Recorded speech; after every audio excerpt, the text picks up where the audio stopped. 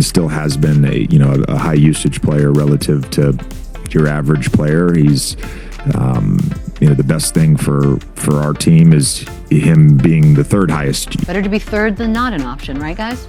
Yes. Well said. I'm not sure what that meant at all. NBA coaches usually avoid saying things too bluntly. They stick to safe phrases about development, chemistry, and finding a rhythm. But JJ Redick went another way.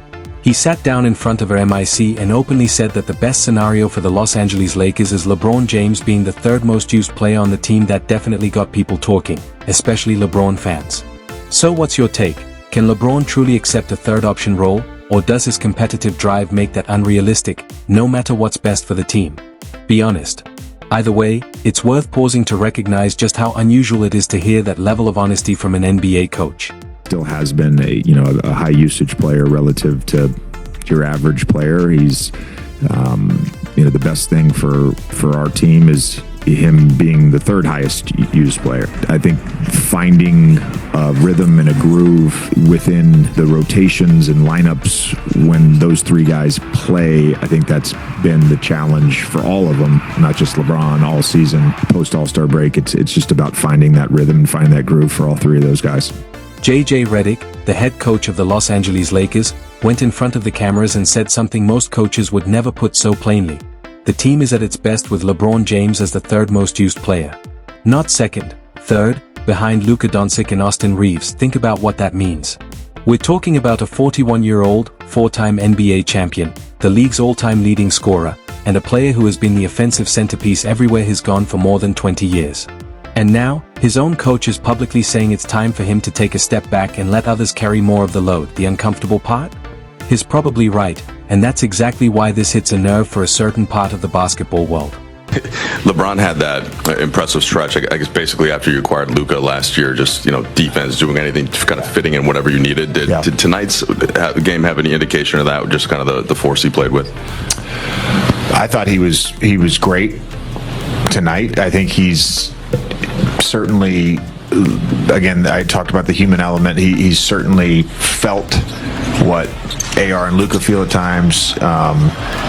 He's been a high usage player and the number one option his whole career, and I know he wants to win and he wants to do everything possible to help this team win, even if it looks a little bit differently. And he had to make some sacrifices when we traded for Luka last year, and he understands how important it is for Luka and AR to have. The numbers have been pointing in this direction for most of the season. When Luka Doncic, Austin Reeves, and LeBron James share the floor, the results haven't been great.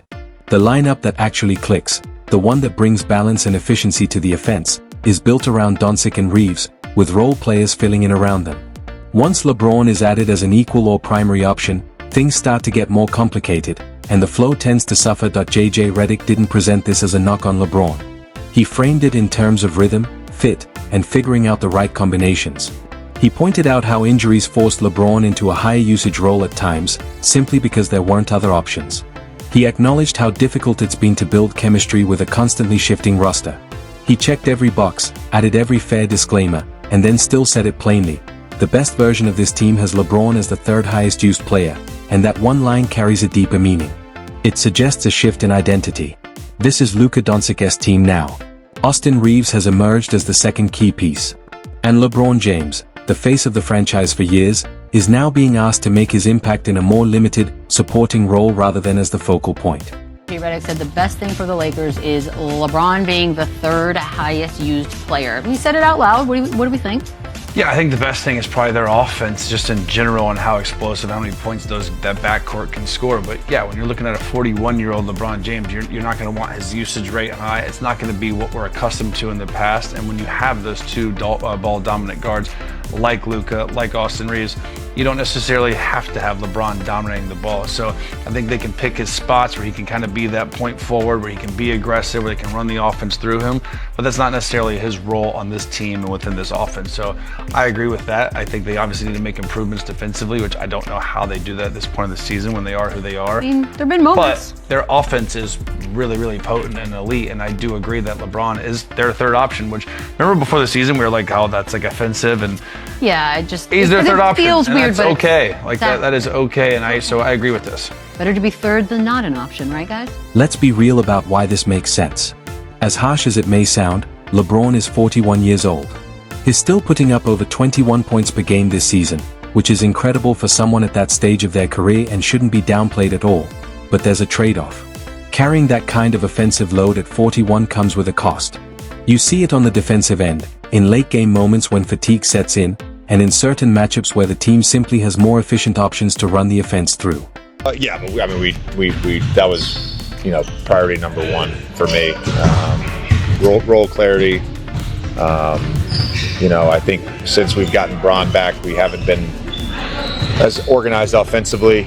Too many random possessions, so that's on me. So it's those three things, defensive clarity, role clarity, and offensive organization. JJ Redick even brought defensive ratings into the conversation, and the data backs him up. Among the three primary options, Austin Reeves has been the most reliable defender. Luka Doncic, despite the criticism he often gets on that end, is still grading out better than LeBron defensively at this stage.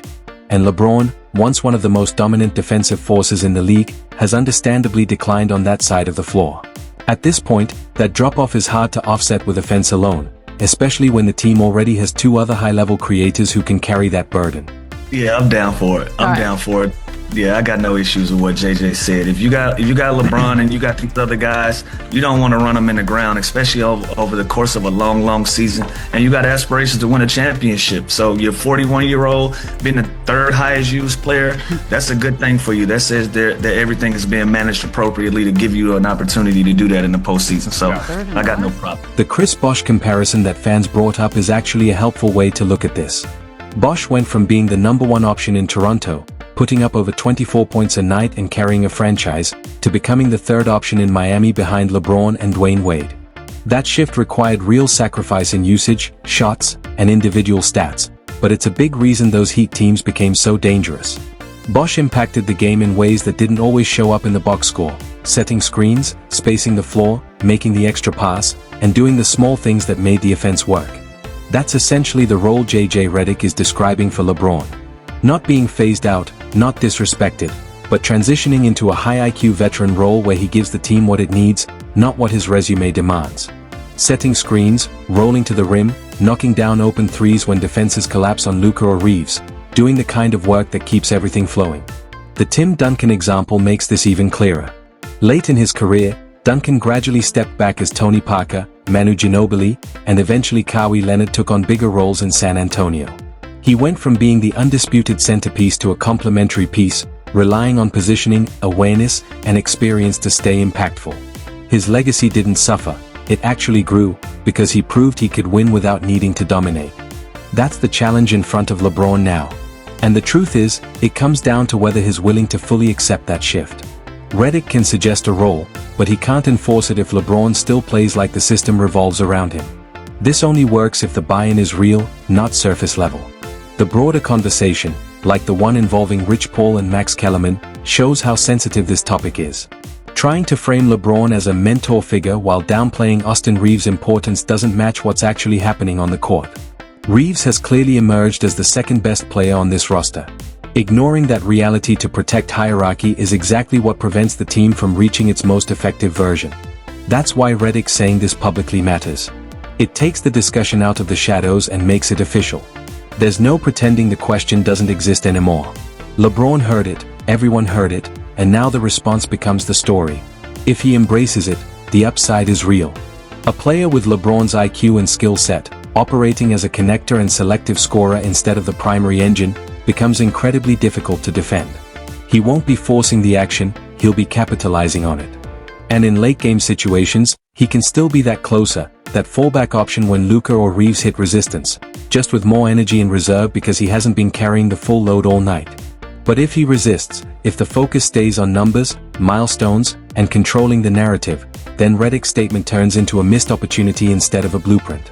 And the Jordan comparison that always comes up? It's simple. Jordan won as the clear number one in his prime. If LeBron wins as a third option at this stage, it still matters, but it's a different kind of achievement. Different context, different meaning. What Redick did was lay out a choice. Accept the role, and the team has a real shot. push back against it, and the Lakers stay stuck searching for an identity. The data supports the shift. The coach believes in it. Now it comes down to whether LeBron does.